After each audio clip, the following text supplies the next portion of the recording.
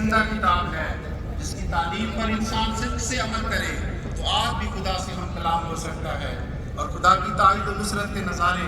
آج بھی دیکھے جا سکتے ہیں کہ ایک درخت باردار اور نہایت لطیف اور خوبصورت اور فرماتا تاکہ اللہ تعالیٰ نے ازل سے ہی اپنائے آدم کے لیے اصول مقرر فرما دیا تھا کہ فَإِمَّا يَأْتِيَنَّكُم مِّنِّي هُدًى وَمَنْ أَعْرَضَ عَنْ ذِكْرِي فَإِنَّ لَهُ مَعِيشَةً ہمارے پاس کوئی ہدایت آئے تو جو میری ہدایت کی پیروی کرے گا نہ تو وہ گمراہ ہوگا، سے اعراض کرے گا یقیناً اس کے لیے معیشت تنگ ہو جائے گی اور ہم اسے قیامت کے دن بھی گندہ ہونے کی حالت میں اٹھائیں گے۔ بس اللہ تعالیٰ نے اپنے مومن بندوں کے لیے جنت میں جو حسین اور روحانی لذتوں سے بھرپور نعمتیں رکھی ہیں، ان نظاروں سے مستفید ہونے کے لیے جس روحانی آنکھ کی ضرورت ہے وہ یہی قرآن ہے۔ یہی تعلیم آخرت میں آنکھوں کا نور بن کر چھوڑ دیا گویا وہ دونوں جہان کی نعمتوں سے محروم ہو گیا، اور جس نے اسے پکڑے رکھا اور اس کی تعلیم پر عمل کیا اس لیے اللہ تعالیٰ نے فرمایا جو اپنے رب کے مقام سے ڈرے گا اس کے لیے دو جنتیں ہیں، یعنی اس دنیا میں بھی اور آخرت میں بھی۔ وہ انسان کے لیے دنیا و آخرت کی عزت و ذلت کا دار و مدار قرآن کریم پر عمل ہے۔ حضرت خلیفۃ المسیح الخامس ایدہ اللہ تعالیٰ بنصر العزیز ڈوب کر چھوڑا ہے۔ یہ زمانہ اب وہی ہے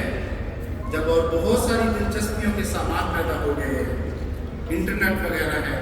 جن پر ساری رات یا سارا دن بیٹھے رہتے ہیں، خیالات اور نظریات اور فلسفے بہت سے پیدا ہو چکے ہیں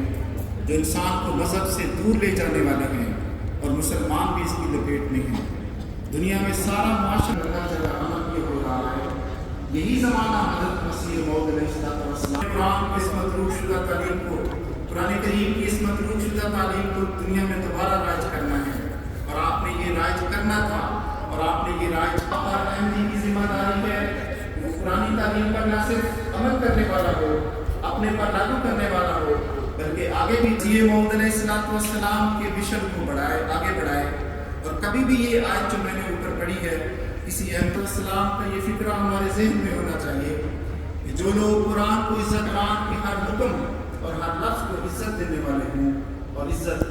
قرآن کریم کہتا ہے ان الذین آمنوا ثم کفروا ثم آمنوا ثم کفروا ثم ازدادوا کفرا لم یکن اللہ لیغفر لهم ولا لیہدیہم، اور جو لوگ ایمان لائے پھر انہوں نے انکار کر دیا،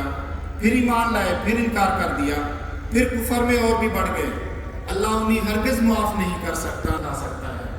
لیکن قرآن کو معجور کی طرح چھوڑنے والوں نے اس کو نظر انداز کر کے ہر مرتد کے قتل کے فتوے جاری کر دیے ہیں اور اسلام کو بدنام کر رہے ہیں۔ قرآن نے تو کہا ہے کہ وَجَاهِدْهُمْ بِهِ جِهَادًا كَبِيرًا، کہ قرآن کے ذریعے سے اور ایسی اعلیٰ درجہ کی تعلیم پر عمل کرتے ہیں۔ لیکن جب قرآن کی تعلیم کو معجور کی طرح چھوڑا تو غیر تو کیا خود مسلمان کہلانے والے اس کے بارے میں کئی شکوک و شبہات میں مبتلا ہو چکے ہیں۔ قرآن کریم نے تو یہ اعلان کیا تھا کہ لم یلد ولم یولد ولم یکن لہ کفوا احد، کہ نہ وہ کسی کا باپ ہے اور نہ بیٹا، اور اس کی صفات میں اس کا کوئی بھی شریک نہیں، لیکن معجور کا شریک اور مردہ زندہ کرنے والا اور نئی مخلوق پیدا کرنے والا بنا دیا۔ معزز سامعین،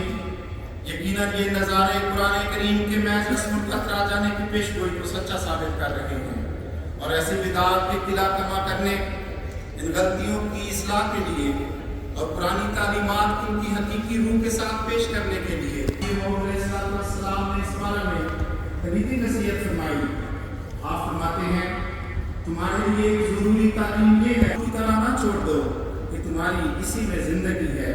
جو لوگ قرآن کو عزت دیں گے وہ آسمان پر عزت پائیں گے، اس اور ہر ایک قول پر قرآن کو مقدم رکھیں گے ان کو آسمان پر مقدم رکھا جائے گا۔ نوع انسان کے لیے کوئی زمین پر اب کوئی کتاب نہیں مگر قرآن، اب کوئی رسول اور شفیع نہیں مگر محمد مصطفیٰ صلی اللہ علیہ وسلم۔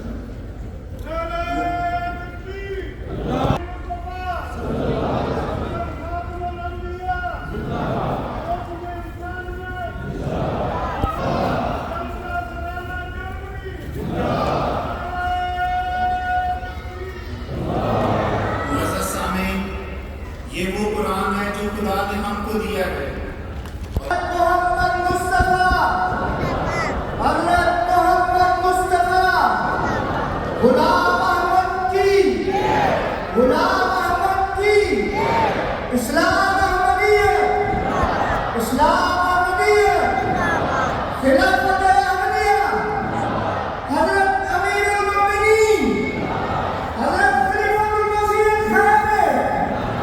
نعرہ تکبیر۔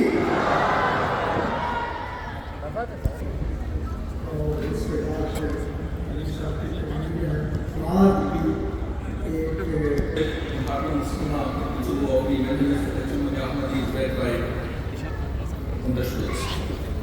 اب آپ کے سامنے دو ویڈیو پیغام پیش کیے جائیں گے۔ ان سے جو پہلا ویڈیو پیغام ہے وہ محترمہ پیٹرا پاؤ صاحبہ کا ہے۔ آپ ڈی کے پٹائی سے تعلق رکھتی ہیں اور جرمن جو پارلیمنٹ ہے، نیشنل پارلیمنٹ بundestag، اس کی ڈیپٹی اسپیکر ہیں۔ آپ کے متعلق بہت پرجوش یہ ہو رہا ہے۔